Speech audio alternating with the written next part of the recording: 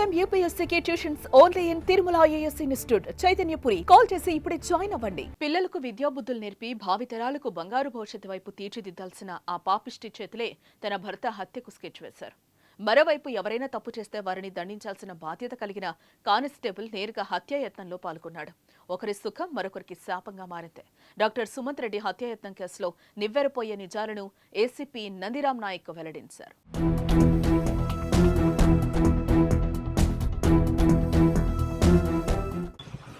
అట్లేం లేదండి.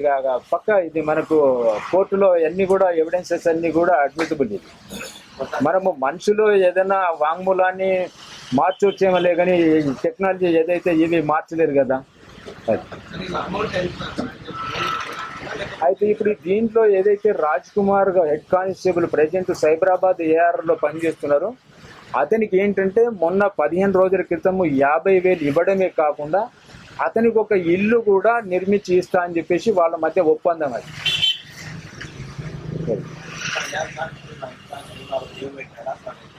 అతను 3 days లీవ్ పెట్టిండండి. 3 days లీవ్ పెట్టి ఇదే పని మీద అనుకున్న ప్రకారము వచ్చారు. వరంగల్ హంటర్ రోడ్డులోని వాసవి కాలనీలో నివాసం ఉంటున్న డాక్టర్ సుమంత్ రెడ్డికి 2016లో ఫ్లోరా మారియాతో ప్రేమ వివాహం అయింది. తన బంధువుల విద్యా సంస్థలను చూసుకునేందుకు 2018లో సుమంత్ రెడ్డి భార్యతో సహా సంగారెడ్డికి మకాం మార్చారు. అక్కడ ఫ్లోరా ఉపాధ్యాయురాలిగా సుమంత్ రెడ్డి పీహెచ్సీలో కాంట్రాక్ట్ మెడికల్ ఆఫీసర్గా చేరారు. ఇదిలా ఉంటే సంగారెడ్డిలోని ఓ జిమ్ కు ఫ్లోరా వెళ్తూ ఉండేది. అలా జిమ్ కు వెళ్లే క్రమంలోనే తనకు ట్రైనింగ్ ఇచ్చే శామ్యూల్తో పరిచయం ఏర్పడింది. ఆ పరిచయం కాస్త వివాహేతర సంబంధానికి దారితీసింది. డాక్టర్ గారు పిహెచ్సి సెంటర్లో కాంట్రాక్ట్ పద్ధతిలో అక్కడ పనిచేస్తున్నారు.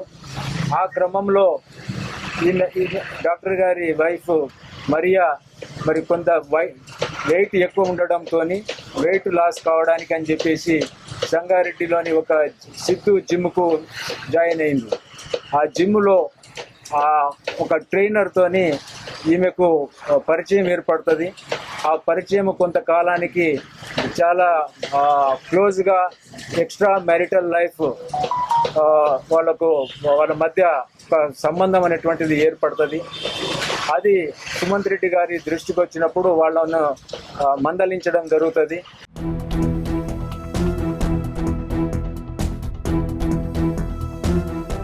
ఇక ఫ్లోరా వ్యవహారంపై అనుమానం రావడంతో భర్త సుమంత్ రెడ్డి ఆమెను నిలదీశాడు. ఇదే విషయంపై భార్యాభర్తల మధ్య గొడవలు జరగడంతో వరంగల్ కు మకాం మార్చారు.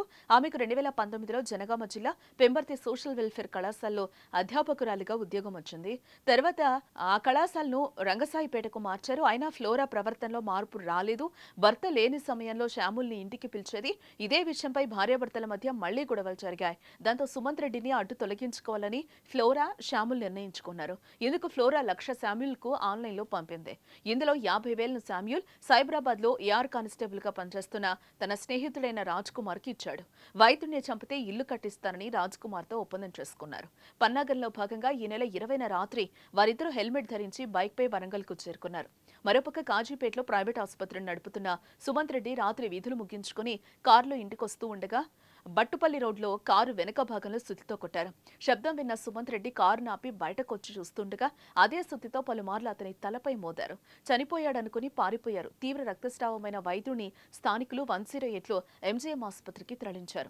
అక్కడి నుంచి హైదరాబాద్ కు తీసుకెళ్లారు. ప్రస్తుతం అతడి పరిస్థితి అత్యంత విషమంగా ఉండటంతో తిరిగి వరంగల్ కు తీసుకొచ్చారు. ఈ ఘటనపై బాధితుడి తండ్రి సుధాకర్ రెడ్డి ఫిర్యాదుతో దర్యాప్తు ప్రారంభించిన పోలీసులు సీసీ ఫుటేజ్ ని పరిశీలించి నిందితులను గుర్తించారు.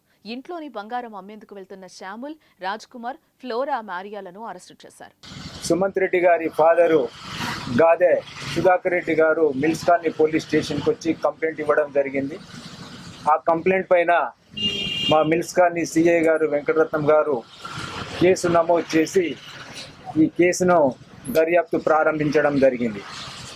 ఈ దర్యాప్తులో భాగంగా ఆ కేసుకు సంబంధించినటువంటి అందరు సాక్షులను, అదేవిధంగా సీసీ కెమెరా ఫుటేజ్ను, టెక్నికల్ ఎవిడెన్స్ను కలెక్ట్ చేసి వాటి ఆధారంగా ఈ నేరంలో పాల్గొన్నటువంటి నేరస్తులను ఈరోజు పట్టుకోవడం జరిగింది.